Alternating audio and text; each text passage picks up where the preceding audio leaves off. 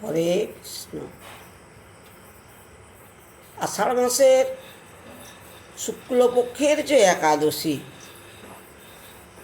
এই একাদশীর নাম বিষ্ণু শয়নী একাদশী। আগামী 8ই শ্রাবণ শনিবার বিষ্ণু শয়নী একাদশী ব্রতের পালন। রাজা যুধিষ্ঠির ভগবান কৃষ্ণকে জিজ্ঞাসা করছে, হে দয়াময়, এই আষাঢ় মাসের শুক্লপক্ষের যে একাদশী, এই একাদশীর নাম কি এবং এর গুণ কি? স্বয়ং ভগবান বললেন, এই একাদশীর নাম বিষ্ণু শয়নী একাদশী। একদিন নারদ মুনি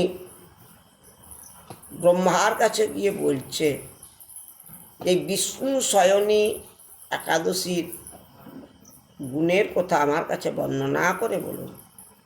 স্বয়ং ব্রহ্মাদেব নারদ মুনির কাছে বলছে, সূর্যবংশের রাজা মান্ধাতা, উনি প্রজাদেরকে পুত্রের মতো ভালোবাসতেন।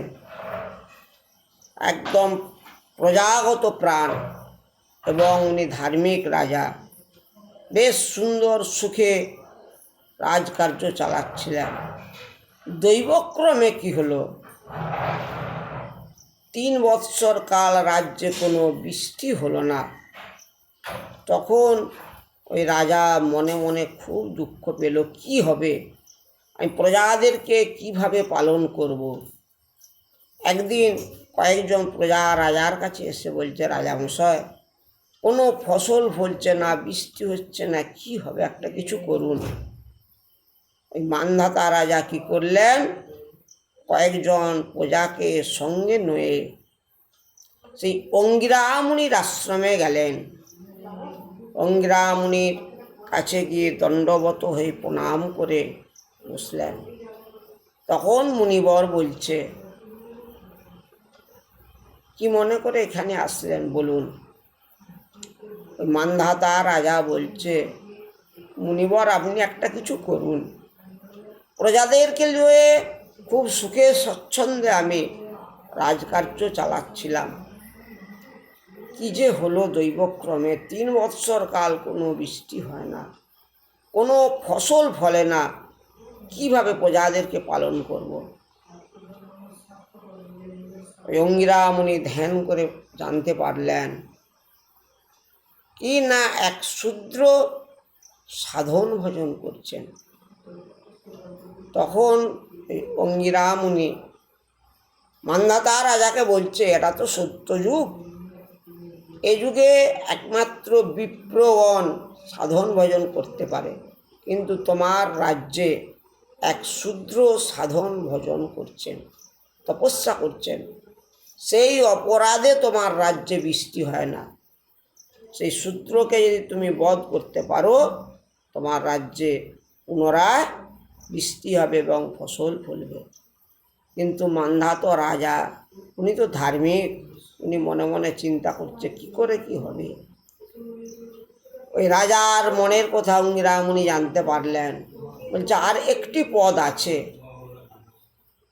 একাদশী ব্রত করতে হবে। এই আষাঢ় মাসের শুক্লপক্ষের যে একাদশী, বিষ্ণু শয়নী একাদশী যদি পালন করতে পারো, প্রজাগণকে নিয়ে তোমার রাজ্যে পুনরায় ভালো বৃষ্টি হবে এবং ভালো ফসল ফলবে, তুমি ভালোভাবে রাজকার্য চালাতে পারবে। তখন ওই মান্ধাতা রাজা অঙ্গিরা মুনিকে প্রণাম করে এখানে চলে এলেন। প্রজাদেরকে ডেকে বললেন, বিষ্ণু শয়নী একাদশী ব্রত পালন করো। সব প্রজাগণ এবং রাজবাড়ির সকলে একাদশী ব্রত পালন করল। সেই একাদশী ব্রতের ফলে পুনরায় আবার বৃষ্টি শুরু হলো, ভালো বৃষ্টি হলো এবং ক্ষেত খামারে ভালো ফসল ফলতে লাগলো। মান্ধাতা রাজা এই প্রজাদেরকে নিয়ে সুখে স্বচ্ছন্দে রাজকার্য চালাতে লাগলো। এই একাদশীর এমন মহিমা, ব্রতের শ্রেষ্ঠ একাদশী, তাই আমাদেরকে একাদশী ব্রত করতে হবে। শ্রাবণ মাসের 8 তারিখ শনিবার বিষ্ণু শয়নী একাদশী এবং পরের দিন 9:32 মধ্যে একাদশীর পারণ। পঞ্জিকা টাইম অনুযায়ী একাদশী ব্রতের পালন না করলে একাদশী ব্রতের ফল পাওয়া যায় না। তাই আমাদের প্রত্যেকের কর্তব্য একাদশী ব্রত পালন করা। ব্রতের শ্রেষ্ঠ একাদশী। হরে কৃষ্ণ, রাধে রাধে।